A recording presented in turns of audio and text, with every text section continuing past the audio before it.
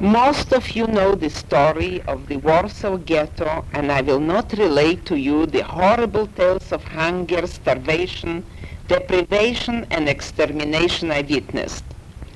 By 1942, life was becoming grimmer and grimmer. The morale of the people was deteriorating rapidly, and a feeling of doom was in the air. There were rumors that the Germans will be liquidating the ghetto. For the longest time, my parents had been begging me to try to escape from the ghetto, but I refused to leave them. They argued that with me outside the ghetto, I might even be able to help them. I finally consented.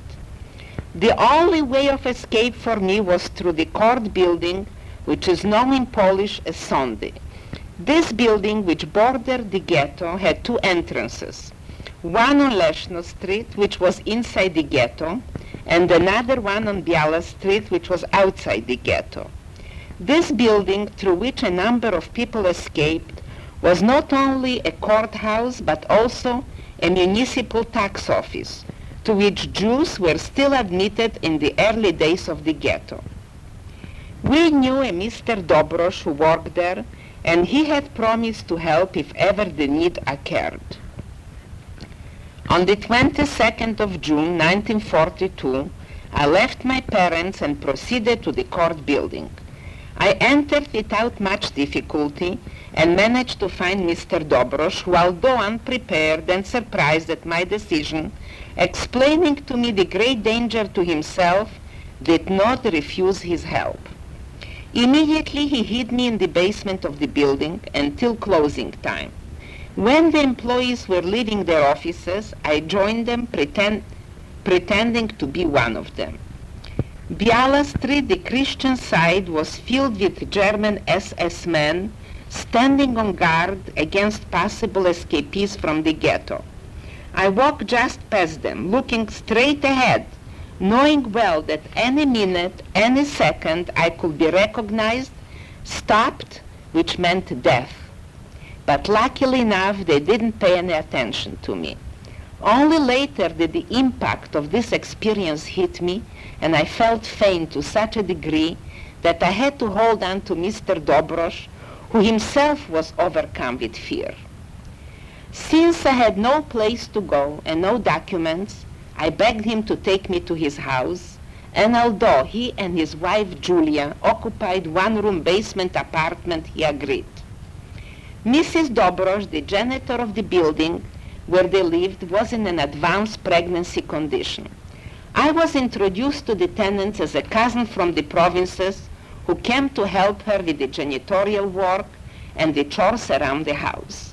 I washed the steps, cleaned the yard, and in order not to awaken suspicion, I tried to move about freely in the neighborhood. But when going to the market, children kept following me with cries, "Żydu was getta, Żydu was getta," which means Jewess of the ghetto. This was an indication that someone had recognized me as a Jewess and that I was in danger, and I had to move out and leave the neighborhood. But I had nowhere to go and had to stay on. Indeed, several days later, a Polish policeman appeared to arrest me, but I succeeded in bribing him by giving him some of my jewelry. Mr. Dobrosz located a Mr. Kuratevich, who, although Jewish, moved about freely on the Aryan side and had excellent connections. Incidentally, his real name is Fogel and is now living in Toronto. With the aid of a priest, he managed to obtain a birth certificate for me of a person who had died in infancy. After removing the death certificate, the priest reinserted the birth certificate in the church registry. And so I lived the life of Janina Maria Burczyńska, daughter of Andrzej and Felicia Burczyński. Armed with this important certificate, I was able later to receive a Karte, identification document from the city hall. Eventually I found work in a library and roomed with a family which did not suspect my identity at all. As soon as I moved out of the Dobroshes, I was told that Gestapo came to look for me, but I had already gone. Working in the library gave me the opportunity to help some of my friends who, like myself, led a concealed life. For one of them who now lives in Israel, I used to sell leather wallets, which her husband made while hidden between two walls in a building on the Christian side, as well as other articles for another couple presently living in New York. To supplement my meager salary, I dealt in the sale of vodka and other liqueurs. When the Polish Uprising started on the 1st of August, 1944, I was in the library and could not get back to my room, which was in the district occupied by German troops. As a result of this, I lost all of my possessions. During my work in the library, I was befriended by a family by the name of Kulczycki and their daughter Rena. Little did I know that Mr. Kulczycki was one of the leaders of the Polish underground fighting forces. Both Rena and I joined her father's underground unit. At the beginning, I was given insignificant assignments, but gradually I took on more dangerous ones.